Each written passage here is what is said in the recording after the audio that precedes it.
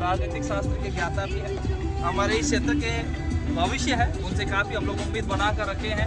हालांकि राजनीति में अपना पाँव रखने के लिए बहुत ही डरते हैं, लेकिन सुविधा का उपभोग करने के लिए हमेशा आगे आते हैं।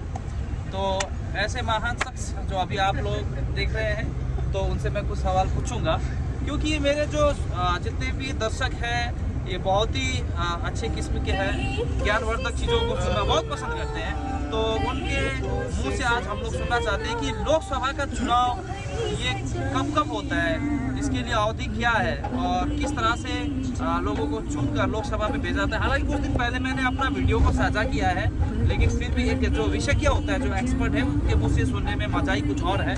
तो सर, लोकसभा का ये कौन सा चुनाव है, कौन सा फेज का चुनाव है पूरे भारत में सर? यह भारत की आज़ादी के बाद प्रथम जो चुनाव हुई थी 1951-52 में, वहाँ से लेकर ये 2024वां जो है, ये 18वां चुनाव है। ओके।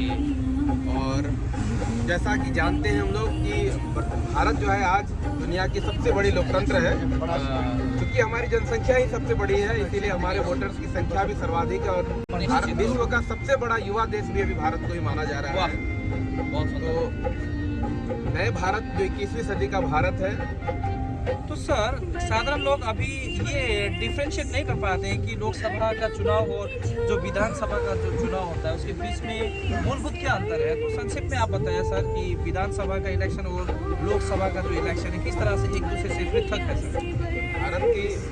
भारत की जो संविधान है उसमें ऐसी व्यवस्था रखी गई है कि राज्य की सरकारें अलग होती है और केंद्र की सरकारें अलग होती है। ओके। तो हर 5 वर्ष में केंद्र सरकार चुनी जाती है। हालांकि एक समय विशेष में राज्य और केंद्र का चुनाव, विधानसभा और लोकसभा का चुनाव एक साथ हुआ करता था।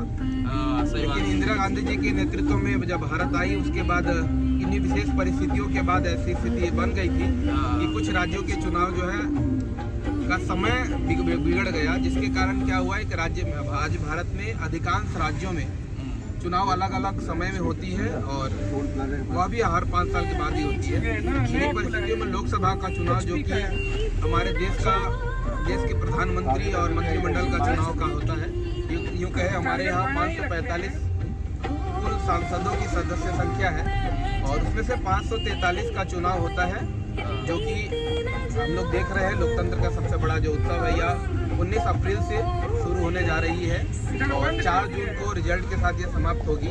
कितने चरण में होने वाली सर ये? 7 चरणों में चुनाव इस बार प्रस्तावित की गई है। पश्चिम बंगाल में जहाँ तक मुझे याद है 2019 में भी 7 चरणों में ही चुनाव हुई थी और पश्चिम बंगाल में 7 के 7 चरण रखे गए हैं।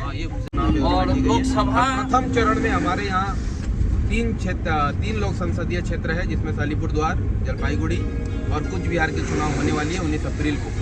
तो आप सभी इस लोकतंत्र के महापर्व में जरूर भाग लें और हमारा जो सबसे बड़ा अधिकार है मताधिकार, उसका उपयोग करें, अपनी बुद्धि का उपयोग करें, अपनी शिक्षा का सदुपयोग करके क्षेत्र के विकास में।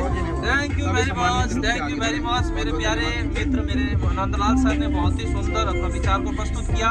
तो इस तरह से अंतिम में मैं जितने भी व्यूअर्स हैं सभी से मैं आग्रह करता हूँ, ये आपका दिन है, क्योंकि लोकतंत्र में सबसे बड़ी शक्ति ताकत है जनता के हाथ में। नीत करे, बस यही कहते हुए मैं अपने छोटे से ब्लॉग को, अंतर्वार्ता को, इंटरव्यू को यहीं पर समाप्त करता हूँ। Bye bye.